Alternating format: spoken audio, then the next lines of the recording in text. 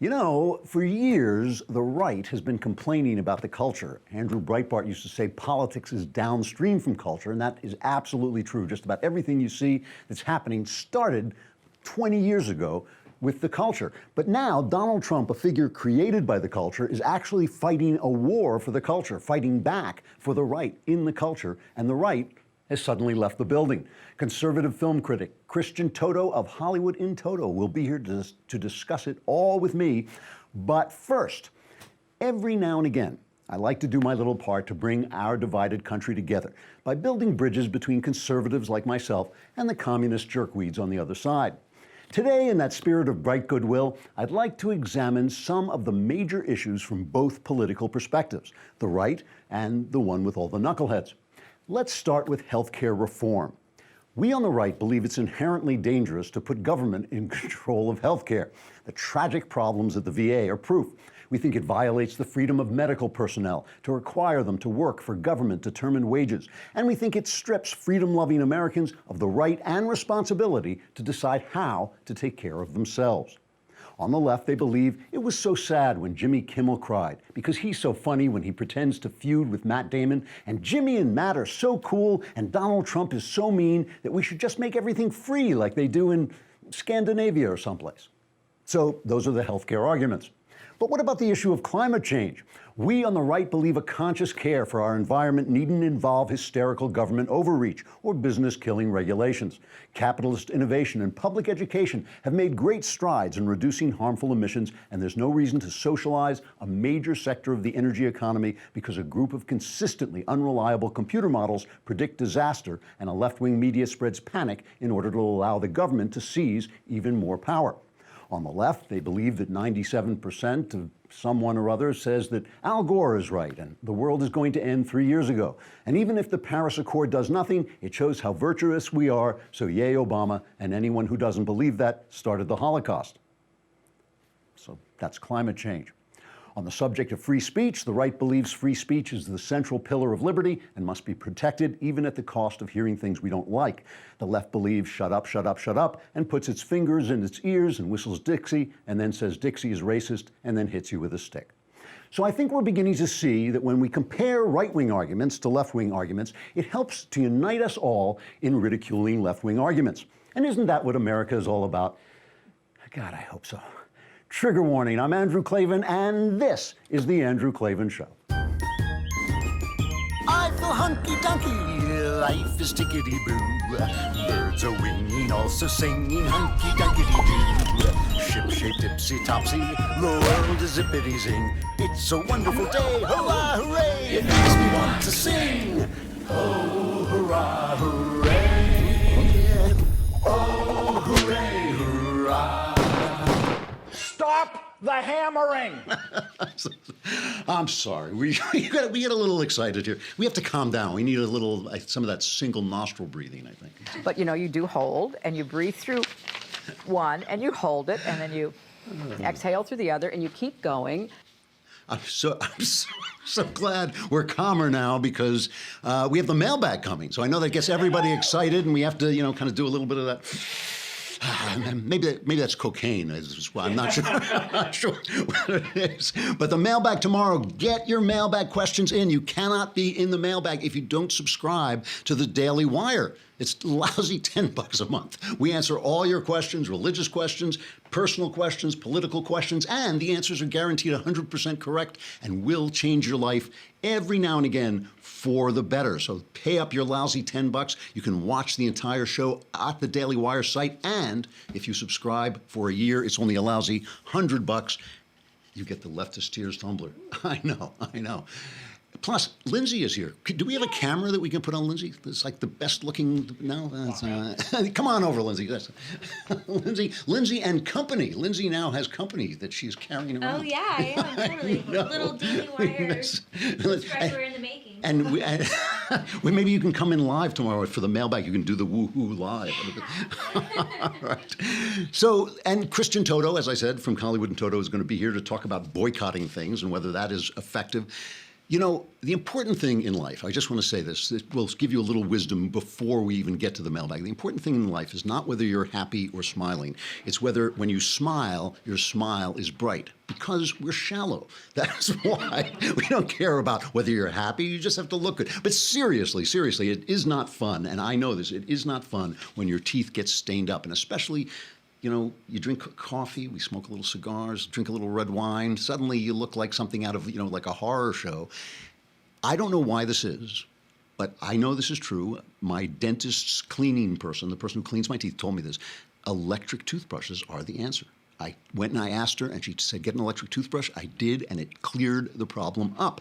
The problem with electric toothbrushes is they're like bazookas, the size of these things, you know. But then, and then you go to travel, and you put it in, and like the TSA stops you. They think it's a weapon and all this stuff. But if you get a Quip, you get the electric toothbrush, but they're sleek and beautifully made, and they do everything an electric toothbrush needs to do, but they're just like as if like Apple, like they're like an eye brush, basically. They're like just a really clever designer made a Quip. And the thing about this is, too, they have all kinds of things to help you out. You need to change the brushes on these every 3 months on all electric toothbrushes, not just Quip. And you can subscribe with Quip and receive a new brush head on a dentist-recommended 3-month plan for just $5, including free shipping. You know, you will find out why this is one of Time Magazine's best inventions of 2016. They won a 2016 GQ Grooming Award. They made it onto Oprah's 2017 New Year's O-list.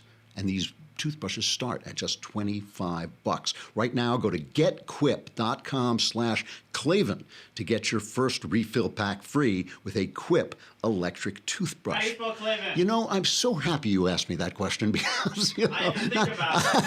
I you realize you didn't know. That's where was it? KLAVAN. Getquip.com/Klavan will get you a first refill pack for free with a Quip electric toothbrush. First refill pack free at getquip.com/Klavan. GETQUIP.com/Klavan. All right. So, you know, there's news today. I mean, there's all kinds of breaking news. The North Korean foreign minister declared that we are at war with them. They said, they read one of Trump's tweets saying they're not going to be around for long, and he decided that was a declaration of war, and they now have the right to shoot our aircraft out of the sky. Yeah, I'd try that. That's going to end really, really well for North Korea. You know, now when you fly over North Korea at night, it's dark because they don't have electricity because they put all their energy into this stupid dictator. If they do that, you'll go over and it'll just be a flaming red hole in the ground where North Korea goes. And the healthcare bill, the Graham Cassidy bill, it looks like it may be doomed. Rand Paul, John McCain, and Susan Collins are all against it right now. So that's going to be a hard thing to pass. Why do I want to go back to the NFL for a couple of seconds? I have to go back to the NFL, and I will tell you why. I mean, first, let's just catch up.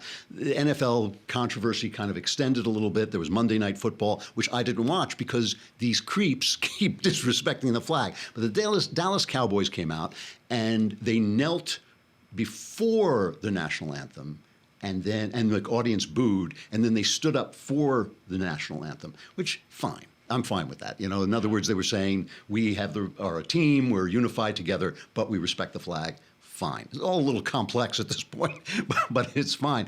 The one that was kind of weird was Alejandro Villanueva, who was one of the veteran Steeler. He was a veteran. He's an Army Ranger with 3 tours overseas, and he was the Pittsburgh Steeler who came out alone and saluted the flag. He apologized. Now, what he said was that the idea was the Steelers were going to stand just within the locker room gateway, and they were going to salute the flag in there, but he walked out ahead of them by mistake, and it now became this famous picture of him standing alone saluting the flag, this veteran saluting the flag. His jersey became the most popular jersey, and now he comes out and apologizes. Listen to this. I've made Coach Tomlin look bad, and that is my fault, and that is my fault only. I've made my teammates look bad, and that is my fault, and my fault only. And I made the Steelers also look bad, and that is my fault and my fault only. So unwillingly, I've made a mistake, and so you know, I've talked to my teammates about the situation. Hopefully, they understand it. If they don't, I still have to live with it because the nature of this debate is causing a lot of very heated reactions from fans, from players, and it's undeserving to all the players and coaches from this organization. So, I mean, some people said, oh, he must have been bullied into doing this. How do you bully an Army Ranger who's like an offensive lineman? You know, like what exactly?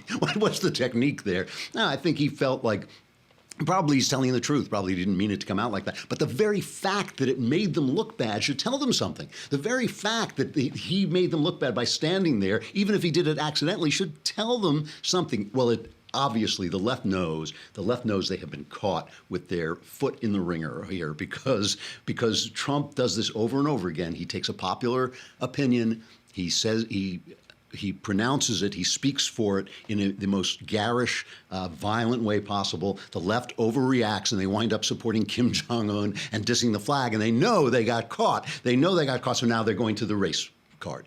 Play the race card. It's all about the race card. You got to hear this. This is perfect. Wolf Blitzer talking to Cornell Brook of the NAACP, and Blitzer was doing this all day long with every guest he had, especially if the guest was black. Okay, he's this setup question, this T-ball question, call Trump a racist. Here it is.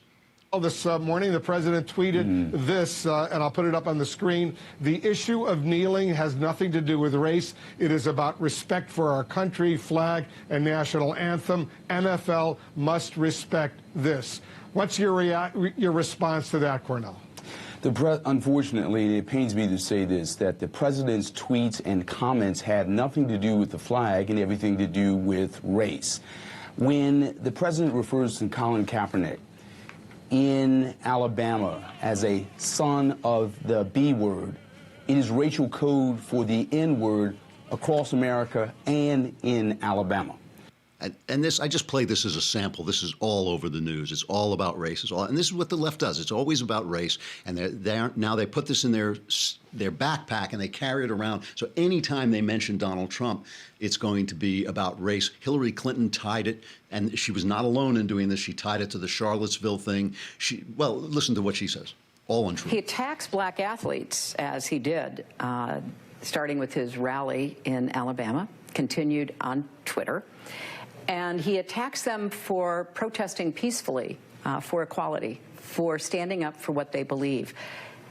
And he does it, once again, to dog whistle to his base and to try to detract attention from other things that are going on. But it's quite telling that he is willing to attack black athletes. He never says anything of an insulting manner toward white supremacists or neo-Nazis or Ku Klux Klanners or Vladimir Putin, right? You know, I don't know. She looks a little tense. She could probably use some single nostril breathing, I think. But, you know, you do hold, and you breathe through one, and you hold it, and then you exhale through the other, and you keep going.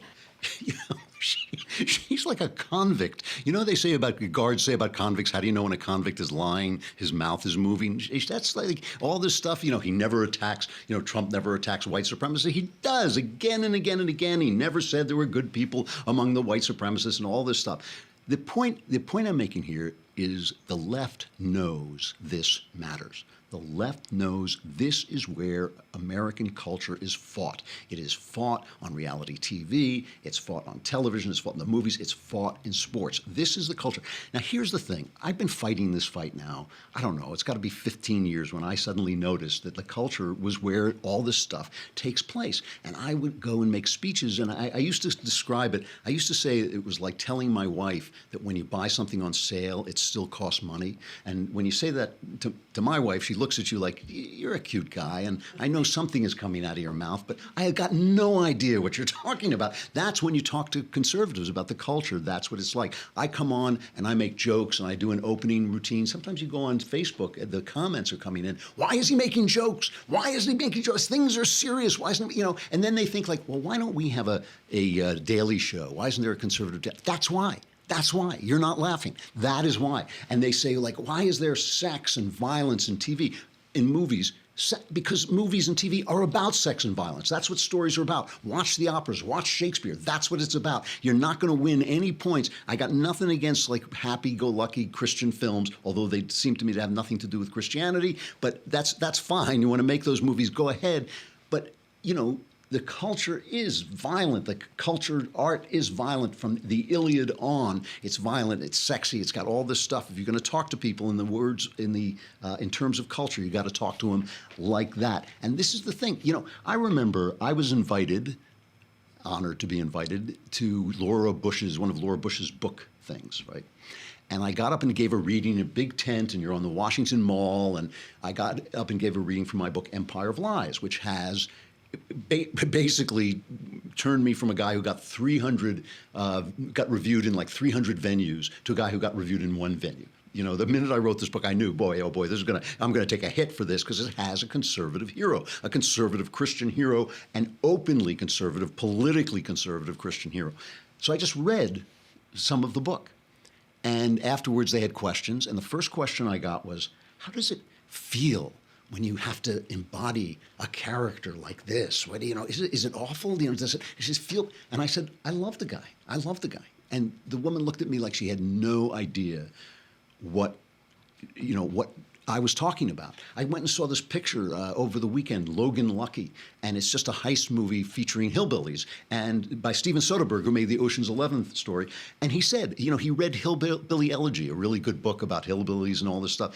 And so he just wanted to make a movie about it. The movie is fun. It's a fun heist movie, but it has no theme, no point, no purpose. He just wanted to see these people that he never knew existed before, you know, that he doesn't understand. And even in the movie, they can only deal with them in terms of their dysfunction, in terms of their being unemployed, in terms of their being not well educated, in terms of them living in trailers. Not that they're not sympathetic characters, it's just that's the only way he can deal with them. You know, so what I'm saying is, this is the fight for the culture. Donald Trump is fighting the fight for the culture. And, you know, people I'm not even going to name them because I like them. Conservatives I like and respect, and whose ideas I respect, and whose personality and lives I respect, are saying, like, why is he doing this? This is dumb. Why is he doing this? Well, he's doing it. This is where the fight takes place. 20 years from now, it's going to matter whether we believe the fight over the national anthem is a fight over whether we believe that America is a country like all countries with problems that can be fixed through the American way, or we believe America is irredeemable, that America is the problem, right? Like Barack Obama was always scolding America. You know, it's not that we who consider ourselves patriotic think America's perfect. We're not dumb. Nobody thinks America's perfect. No, it's got people in it. You can have a perfect country, you have a country with people in it. You can't have both. But this is the question. The question that is being asked is, do we honor our country and solve our problems as Americans through the American way, or is the country itself the problem? Is the country itself a white supremacist, evil, slave-based country, right? That's the question. Trump is actually fighting that issue in his own belligerent, and I'm not the biggest Donald Trump fan. I don't even like the guy personally that much, but he's doing what Trump does. He is a different kind of president, and he's doing this thing. And I'll get back and show you how some of this is really important, but first we have to talk about meat. Because what is more important? I'm a steak guy. My favorite meal, if you had to pick favorite meals, it would be a steak and a glass of scotch. You give me a steak and a glass of scotch and a cigar afterwards, and I am in Klavan heaven, or Cleveland Haven, or whatever it is. But so we have Omaha Steaks as one of our sponsors, and they sent us some of this stuff.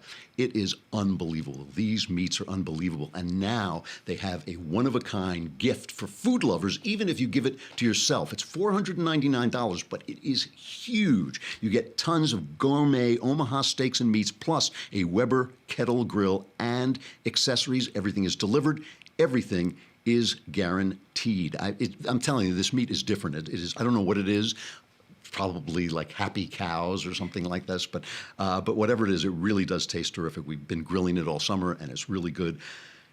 This is the way to get the best food gift ever, or to give the best food gift ever. Tons of genuine aged steaks, premium meats, the Weber Kettle Grill accessories, and it ships for free, and it's 100% guaranteed. Here's what you get. 6-ounce filet mignons, 6 ounce filet mignons, 4 10-ounce New York strips, 4 10-ounce ribeyes, and 2 18-ounce T-bone steaks, 8 gourmet brats and 8 signature burgers, 6 pork chops, 3 pounds chicken breast. I mean, this is a big thing. Omaha Steaks gourmet steak rubs, charcoal chimney starter, digital meat thermometer, complete grilling tool set, plus the 22-inch Weber original kettle grill.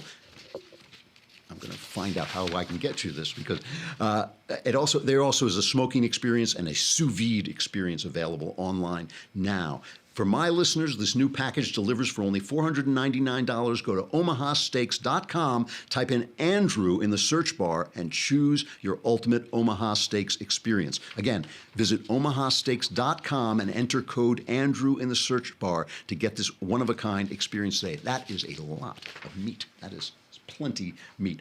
We're going to say goodbye to Facebook and YouTube.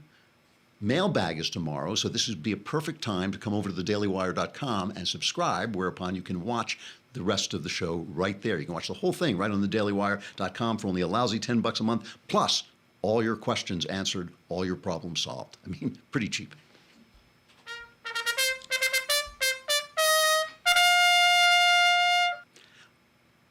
All right, we got Christian Toto coming up, but first I just want to continue this thought for just a minute before we go over there. You know, there's this fight in Alabama for the guy who's going to replace Jeff Sessions, who's now the Attorney General. So they need somebody to replace Jeff Sessions in the Senate. And two Republicans, Luther Strange, Luther Strange, and Judge Roy Moore are fighting for this. And it's weird because Roy Moore is considered the more Trumpian candidate. Roy Moore is the guy, remember, he was thrown off the bench. He was a judge, top judge, and he was thrown off the bench because he wouldn't remove, even after a federal order, he wouldn't remove the 10 Commandments from the courthouse, which is a stupid thing to order in the first place, but he wouldn't do it. Then he got back his judgeship, and he was thrown off again because he wouldn't sanction gay marriage even after the feds said you had to sanction gay marriage.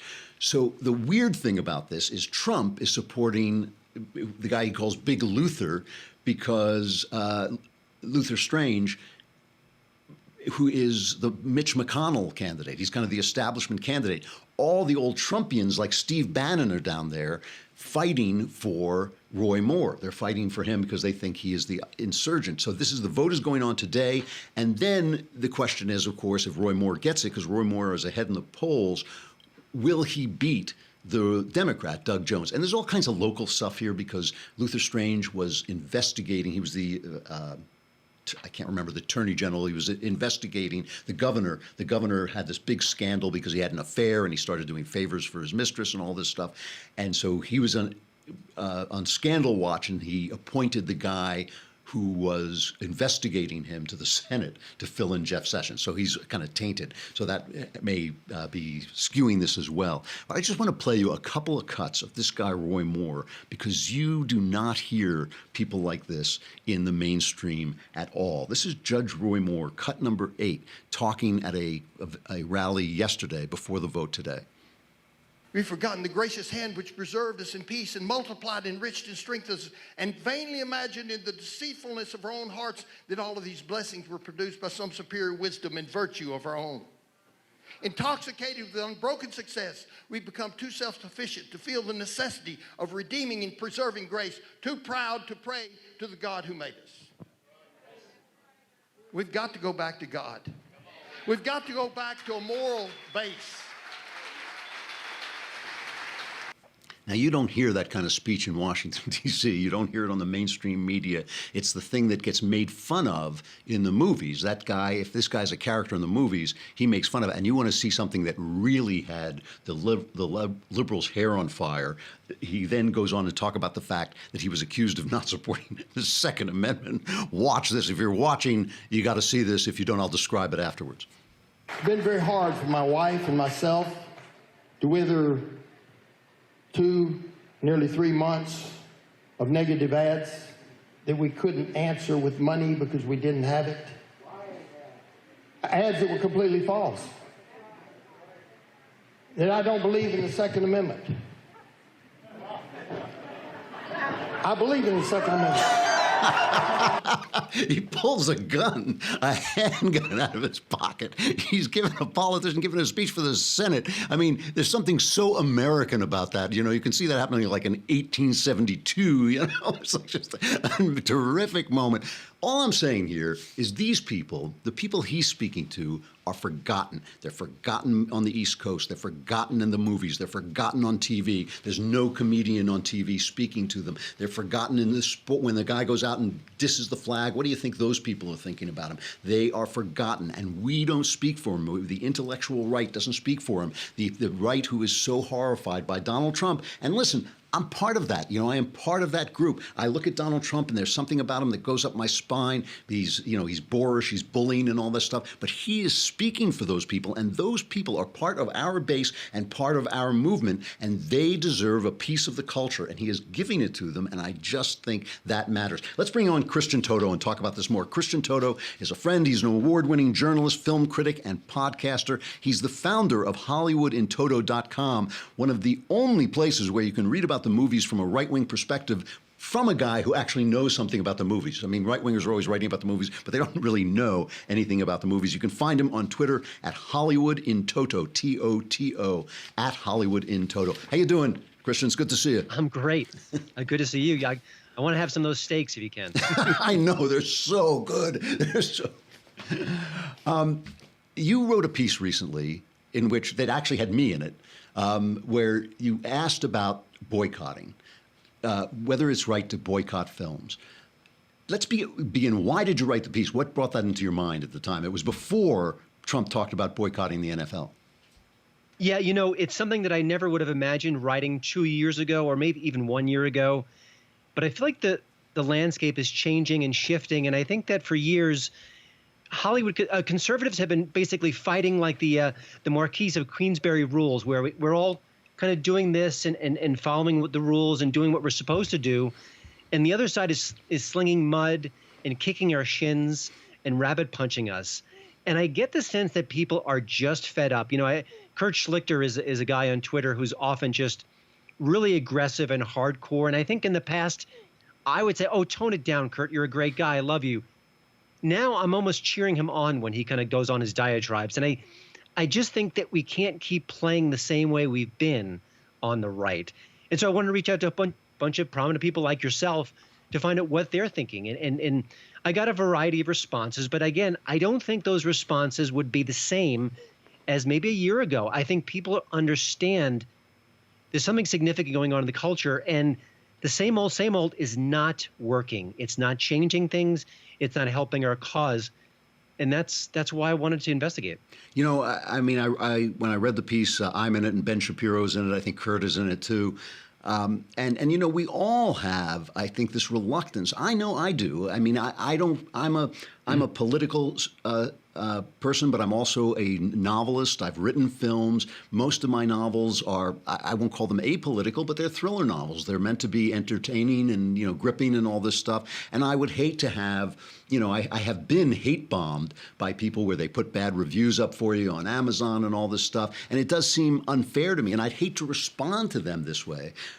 But, this is the big but, when I look at the landscape and I see no late-night comedians who are on the right, when I see no movies that are on the right, when I see nobody stand up at the Emmys or the Oscars and say, hey, let's give Donald Trump a chance, stop dissing your audience all the time, it changes your mind. I mean, I think that at least a boycott is some kind of cultural statement, isn't it? Yeah, and I almost think you could just do the opposite and just say, hey, Dwayne Johnson doesn't shove his politics in my face. Kevin Hart doesn't do that. Jeff Bridges is kind of magnanimous when it comes to Donald Trump.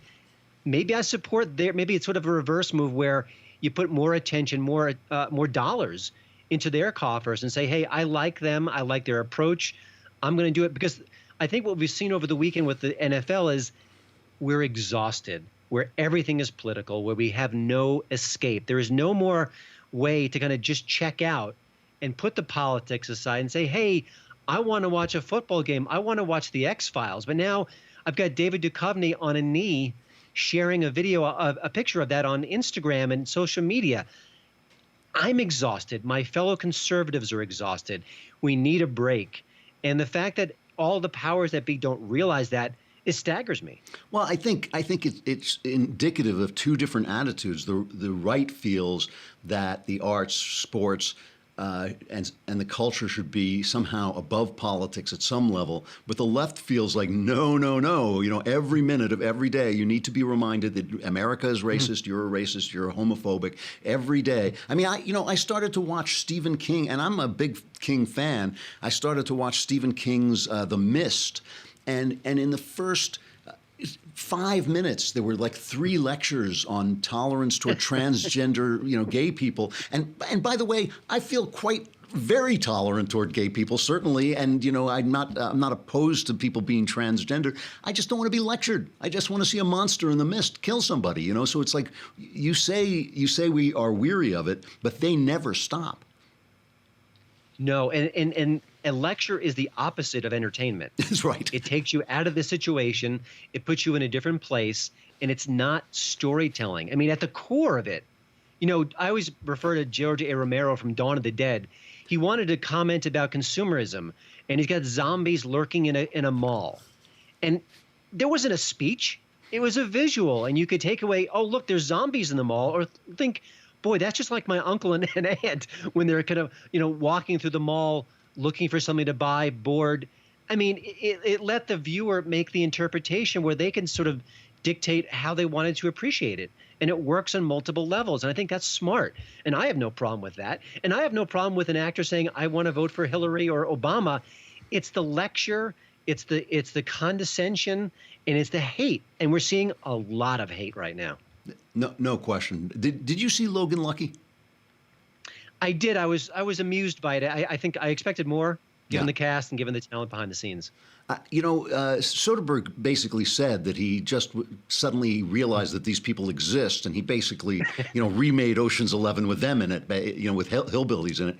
Do you think Trump is causing any kind of awakening at all? I mean, I notice on TV, SEAL Team is coming on, and there's some things about, more military shows. I know that some of the people on these shows, I know personally, are left-wingers, but still, they, at least they're paying tribute to the military, paying tribute to America. You assume a show about SEAL Team is going to have some patriotism in it. Do you think Trump has caused any kind of awakening with these folks at all? If it is, it's minor. There was some lip service paid to that. The head of ABC mentioned, we need to respect the election, look at our programming and see who we are addressing, who's the subject of our stories. But I haven't seen much since then. And actually, once that person said that, they went out and canceled Last Man Standing, one of the few shows with Tim Allen that spoke to another side of America. So I don't think so.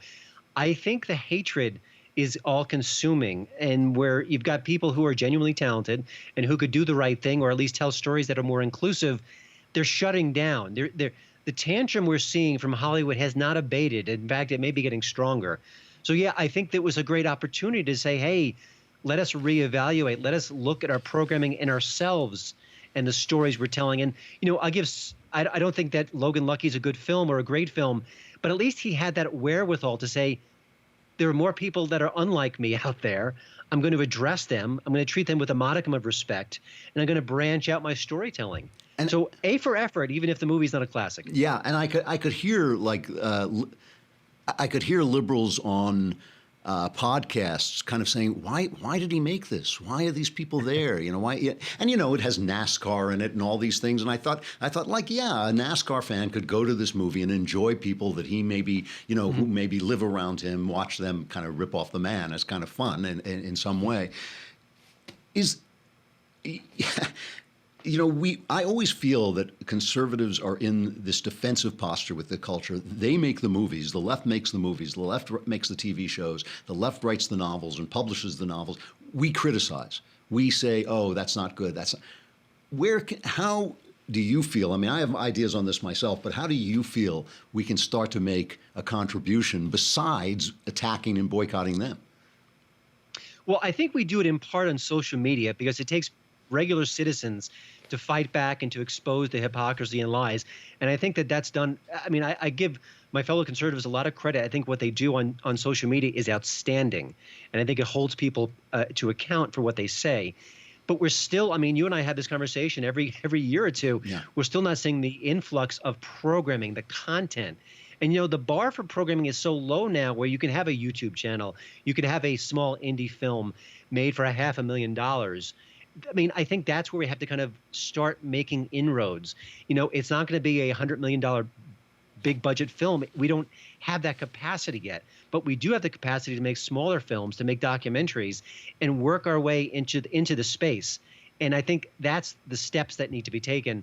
And I think there are some moments there and some feints, but we're not there yet.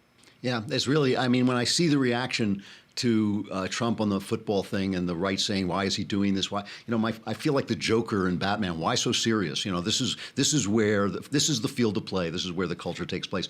Christian Toto, go to HollywoodInToto.com. You know, we need these voices. We need voices like yours, Christian, and people have to come and see what you're doing at HollywoodInToto.com or find him on Twitter at HollywoodInToto, T-O-T-O. Christian, we'll talk to you again soon, I hope. Thanks so much. Thanks a lot. Bye. Let me just go back for a minute to the healthcare thing that's happening, okay? John McCain comes out and he says, I can't support this. This is this Graham Cassidy thing. And it's not perfect. I'm not saying it is. It's some kind of strike back. It moves some of the funding out to the states, a little bit more federalism and all this stuff. John McCain comes out and he says, I can't support this because it's not bipartisan. Now, you tell me, I'm an imaginative guy. I can't imagine a bipartisan solution to this. The left isn't going to go for anything. So basically, I actually suspect deep down that John McCain is just sticking it to Donald Trump. He doesn't want him to do anything, you know, and he just is giving it to him. They bring John McCain on 60 Minutes. First, take a look at Jimmy Kimmel. Jimmy Kimmel has been crusading for this. He doesn't do a monologue anymore. He just gets up there and he just lectures people and hammers people. And he's allowed, you know, it's like the network doesn't say to him, Jimmy, you know, be funny. We hired you to be funny. Be funny. He is allowed to use their air, which is public air. It is regulated by the FCC. It is public air. He is allowed to use this to push his agenda. Here's his reaction to news that this Graham Cassidy may die. I went on TV, I spoke out, and we may have stopped Cassidy Graham. I still can't believe we pulled it off, but we did. It's amazing, isn't it? Patting himself on the back, teaching his audience to applaud. You know, it's like they're training monkeys. They are training monkeys to be left wing. McCain then goes on 60 Minutes. They call it an interview. It was more like a sex act. I mean, I'm not going to get explicit, but Leslie Stahl, I mean, was all over this guy. And listen to McCain, who loves this. He lives for this. He lives to see himself praised in the New York Times, a former newspaper, on CBS. My God. And listen to him creating his character for Leslie Stahl. I don't know what he's going to do tomorrow, or say tomorrow. Leslie, he changes his statements almost on a daily basis. So for me to spend my time trying to analyze what he says, I don't know. Did he ever apologize for saying you're not a hero? No. If the president wanted to have a rapprochement with you, would you be receptive? Of course. Of course. I've supported him on national security. I've supported personal, his team. I'm talking about man to man. Sure. I'd be glad to converse with him. But I also understand that we're very different people, different upbringing, different life experiences. What do you mean by that, and what does it make you think about? He is in the business of making money, and he has been successful, both on television as well as Miss America and others. I was raised in a military family. I was raised in the concept and belief that duty, honor, country is the lodestar for the behavior that we have to exhibit every single day. You know, if I were in a political fight and I heard the words coming out of my mouth, well, he makes money and I'm for honor and duty and country, I would ask myself, am I just kidding myself? I mean, we're all like, coming from someplace. We all have personal things that we're doing. But this idea that McCain just loves to go on CBS and portray himself as being for honor, duty, and country, where evil Donald Trump is just for making money, just for making money. A lot of good has been done in this country by people who make money, and a lot of bad has been done by people who conceive of themselves as the emblems of honor, duty, and country. My point is only this: McCain is playing to the culture. McCain is a creation of the culture. McCain is a creature of the culture. And Trump knows how to fight back. Trump fought back by tweeting this montage of McCain during his campaigns. Repeal and replace Obamacare as soon as possible.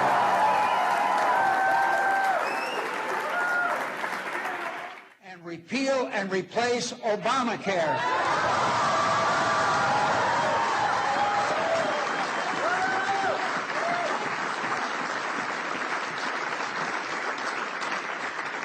With all this euphoria that's going on, it's inside the Beltway, champagne toasting and all that. Outside the Beltway, the American people are very angry, and they don't like it, and we're gonna try to repeal this, and we are going to have a very spirited campaign coming up between now and November, and there will be a very heavy price to pay for it. It is also the first time that on a pure partisan basis, a major piece of legislation has been passed, and it's going to be historic because it's going to be repealed and replaced. We need to have a vote on it because we promised the people we would. I told you yesterday, I get attacked from every side. You can go on my blog, you can even go on the comments for this show, and you will see people calling me a Trump supporter. You'll see them calling me anti-Trump. You will see them calling me a secret liberal. You'll see them calling me a right-wing fascist. I get it from every single side. And, I have all kinds of reservations and misgivings about Donald Trump. But the one thing that I appreciate about him is that he is a voice for people whose voice has been stripped away, a voice for people who have lost every access to mainstream communications. And I think we have to give him credit for that, and we have to give him credit and at least listen. Even if you don't like Trump, even if you don't like Donald Trump, you got to listen to the people who sent him to Washington, because they're us. They're part of America. We listen. All these ball players keep saying we have no other way to make a protest. They're on national TV. They're on national TV being watched by tens of millions of people. A guy in his home, a factory worker, an out-of-work guy, he has no audience. He has no audience. Donald Trump has his audience, and Donald Trump is speaking in his voice, and we ought to listen, and we ought to not make fun of him when he's doing it, because he's doing it for a reason. Sexual follies.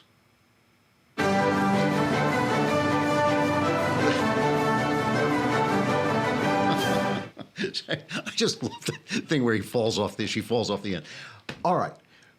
Here's in the New York Times, which you may have heard used to be a newspaper, right? Marriage, which used to be the default way to form a family in the United States, regardless of income or education, has become yet another part of American life reserved for those who are most privileged. Now let's think about that for a minute. Is marriage reserved for those who are most privileged? Is that a truth? Is that a true story? I mean, is there something, if you show up at a justice of the peace and say, this is my girlfriend, I'd like to marry her, does he say, you're just not dressed. You don't have that thing. I don't like your accent. You don't have enough money. I mean, what does it cost to get married? $50? I don't know. That's an amazing lead, okay? So it's a question of privilege. You now have to feel guilty about being married, okay? Fewer Americans are marrying overall, and whether they do so is more tied to socioeconomic status than ever before.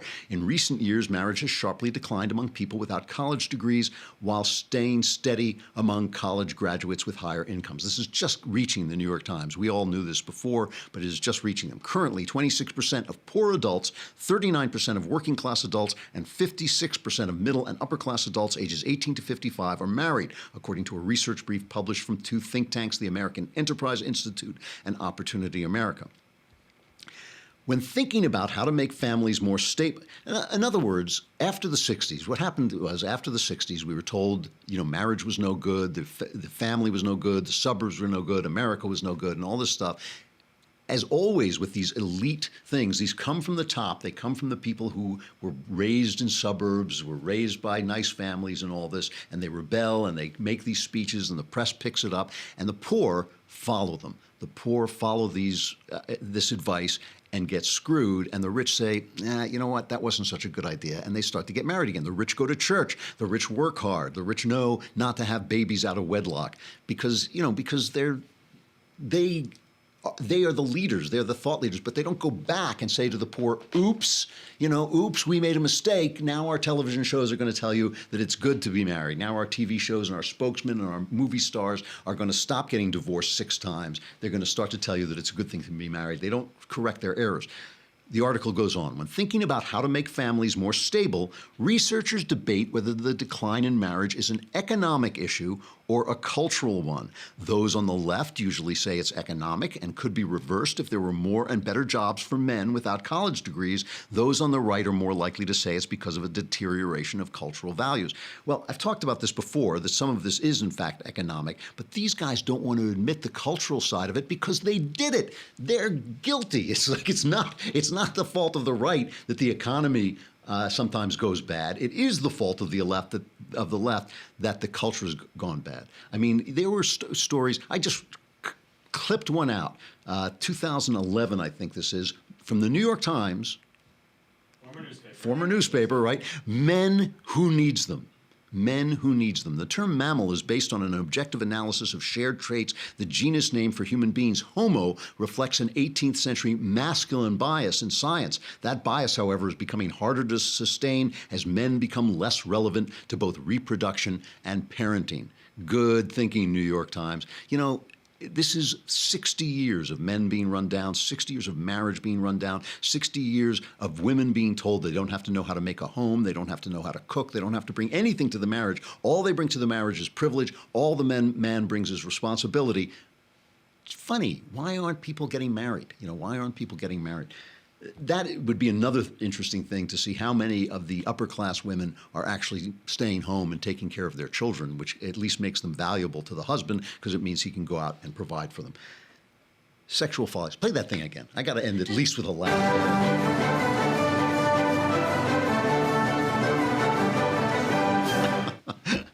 Never mind. I'm sorry. I find it amusing. All right, the mailbag is tomorrow. Get your questions in now. Yeah, we can have an actual live woohoo. Woohoo! It makes it the real mailbag, This is the time. Get your questions in. You got to subscribe to get them in. We will answer them all. I'm Andrew Klavan. This is The Andrew Klavan Show. We'll see you then.